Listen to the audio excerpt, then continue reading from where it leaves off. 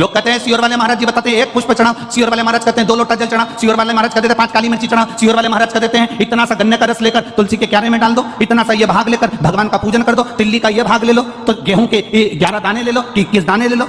ये एक एक चीज का वर्णन कहां से है? ये हमारे पुराणों में सब लिखा है कि 10 पुष्प चढ़ाने का फल यह हुआ कि 9 रथ निकलने के बाद 10वां रथ निकला और उस पे जो बालक आया उसका नाम दशरथ हुआ, वो राजा अज को प्राप्त हुआ।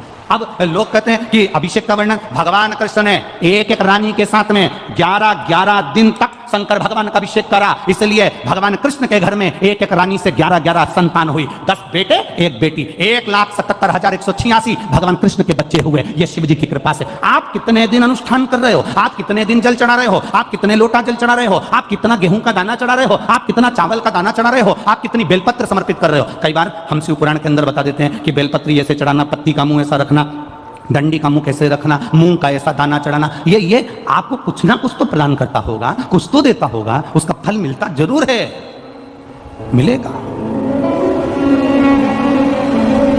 रावण को अहंकार था, लंकाधिपति रावण को अभिमान, अयोध्या का राज्य मेरा होना चाहिए। रावण पहुंच गया अयोध्या का राज्य पाने के लिए, ललकारने के लिए राजा अज को, अयोध्या के राजा अज को ललकारने के लिए हवाई लगाई।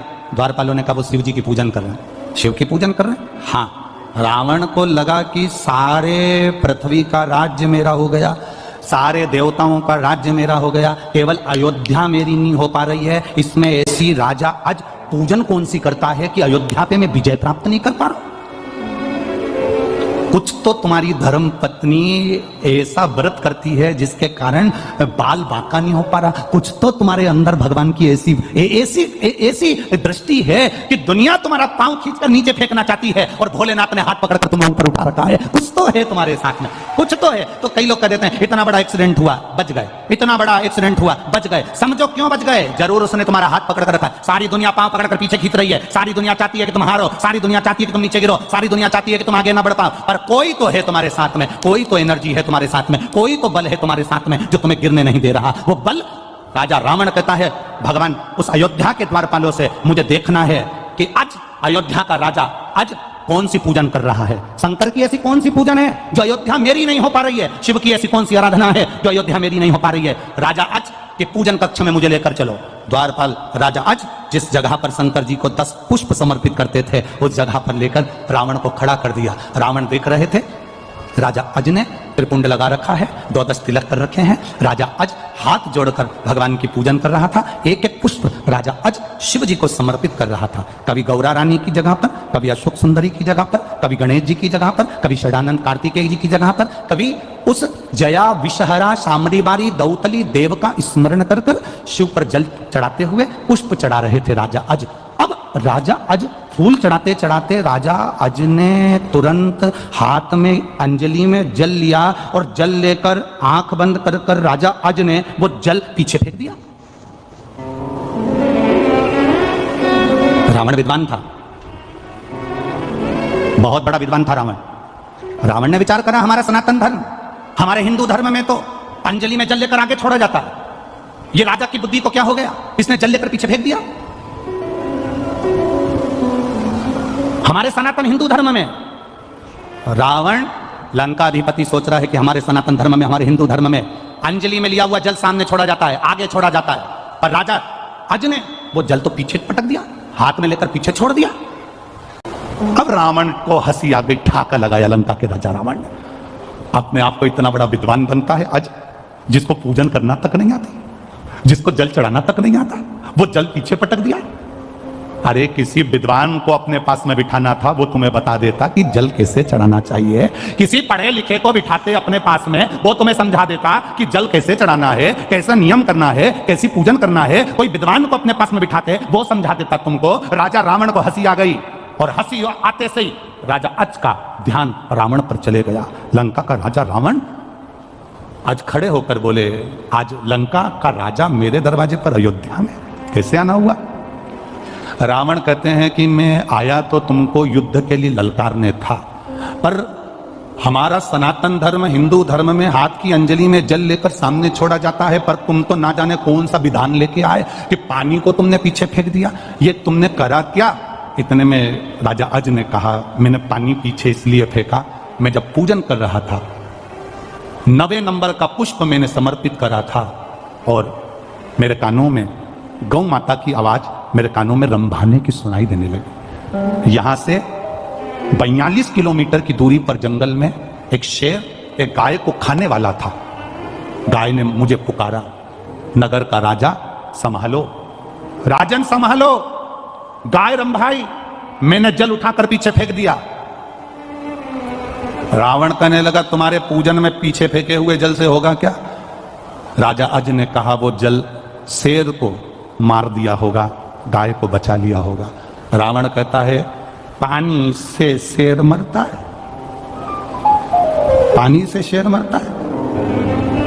राजा अज ने कहा, मेरे भोलेनाथ जी का जो पानी है ना, ये कोई साधारण नहीं है, शेर भी मरा होगा, जाओ जरा देख कर आओ। रावण राजा अज से मिला नहीं, बात नहीं करी, तुरंत रथ उठाया रावण ने। 42 किलोमीटर दूर वन में पहुंचा और वन में जाकर क्या देखता है कि गाय घास चर रही थी, उसके पास में हजारों बाणों से रमा हुआ शेर पड़ा हुआ था। राजा रावण की आंख से आंसू बह गए।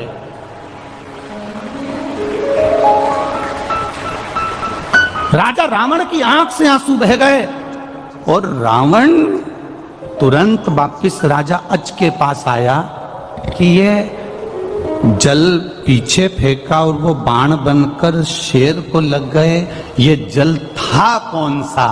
तब बाबा राजा अज ने कहा, ये जल साधारण नहीं, शंकर की पूजन में जो जल चढ़ता है वो ना जाने कितने बाणों के बराबर हो जाता है और जीव की रक्षा कर लेता है। रावण ने राजा अज के हाथ जोड़े।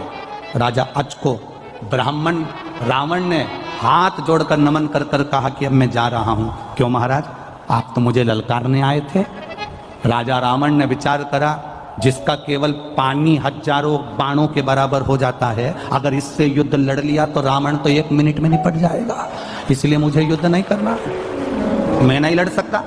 लंका का राजा रावण वापिस चले गया। लंका का राजा रावण वापिस गया और रावण जब वापिस गया तब राजा अज विचार कर रहे थे कि मेरे घर संतान नहीं और शिव की कृपा ऐसी हो गई, जो 10 पुष्प राजा अज शिव को समर्पित करते थे, उस पुष्प का पुण्य मिल गया। एक एक रथ निकले, एक एक रथ।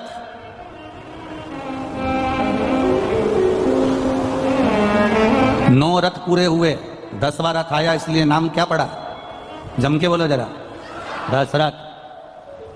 साधारण है क्या दशरथ जी का चरित्र?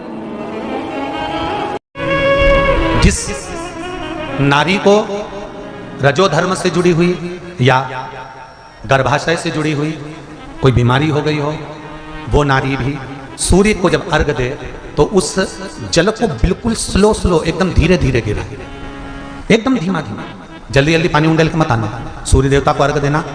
हो सकता है तुम लोग इसलिए भी नहीं दो कि लोग हंसेंगे, शर्म करेंगे, तो दुनिया हंसे, जब हॉस्पिटल में पड़े रहोगे तब नहीं हंसेंगे कि कमा कमा के मर गया, ले यहीं छोड़ दो, जब भी तो लोग हंसेंगे। तो उससे अच्छा है दुनिया आग लगे बस्ती में, अरे अच्छे से बोलो जरा, आग लगे बस्ती में, अपन रहो मस्ती में। और एक निवेदन हो रहे, जो ये बात कही है इसकी क्लिपिंग आप काट लेना और सारे के व्हाट्सएप पे भेज देना कि हमको नूतन संवत्सर से 1 लोटा तांबे का जल सूर्य नारायण को देना है इस शरीर के लिए, क्योंकि हमने परिवार के लिए बहुत करा, अब अपने लिए करना है। कोई पैसा लग रहा है? नहीं, बोलते जाओ। सियोर वाले महाराज ने तुमसे धन मांगा? नहीं। पैसा मांगा? नहीं। इसमें तुम्हारे अगर प्राण बचेंगे तो सियोर वाले महाराज का कोई भला होगा? नहीं। भला किसका होगा? तुम्हारी पत्नी का सौभाग्य अमर होगा, तुम्हारे बच्चों का पिता उनके सामने होगा और माँ उसके सामने होगी। तुम्हारे लिए करो, या हमारे को कुछ नहीं चाहिए, तुम तो तुम्हारे लिए करो।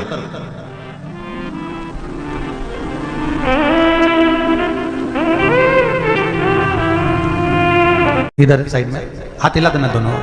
हर हर महादेव। आपने लिखा है, गुरुजी मेरे पति की तबीयत अचानक खराब हो गई थी, उन्हें हॉस्पिटल में जाना पड़ा, बहुत चक्कर सा एक दिन आ गया था और उनको ले गए। उनको ले जाने के बाद एक्सरे करवाया, एक्सरे में निकला कि उनको गैप आ गया शरीर के अंतर्गत मस्तिष्क में, और उसके बाद उन्हें नागपुर ले जाया गया, वहां पर उनको एडमिट किया गया। एडमिट करने के बाद में मैंने शिव महापुराण की कथा सुन रखी थी गुरुजी। अचानक क्या करें, पिछली बार का रुद्राक्ष रखा हुआ था, उस रुद्राक्ष का पानी उनको लोटे में डालकर जल थोड़ा थोड़ा सा डॉक्टर के हिसाब से, जैसा डॉक्टर कह रहे थे कि पानी इतना पिलाओ, उस हिसाब से देना चालू करा। वो रुद्राक्ष का जल शिव जी को चढ़ाया, 108 बार नाम लेकर श्री शिवाय नमस्तुभ्यम कहकर वो पानी मैंने अपने पति को पिलाया। हॉस्पिटल में भर्ती रहे, एक्सरे में आ गया था कि इनको गैप हो गया है। फिर एमआरआई कराई गई। जब एमआरआई की रिपोर्ट आई गुरुजी, तो आप आश्चर्य करेंगे, उस रिपोर्ट में कुछ भी नहीं आया और मेरा पति ठीक होकर घर आ गया। ये पत्र है। बैठिए बहन, बैठिए। हर हर महादेव, बैठिए।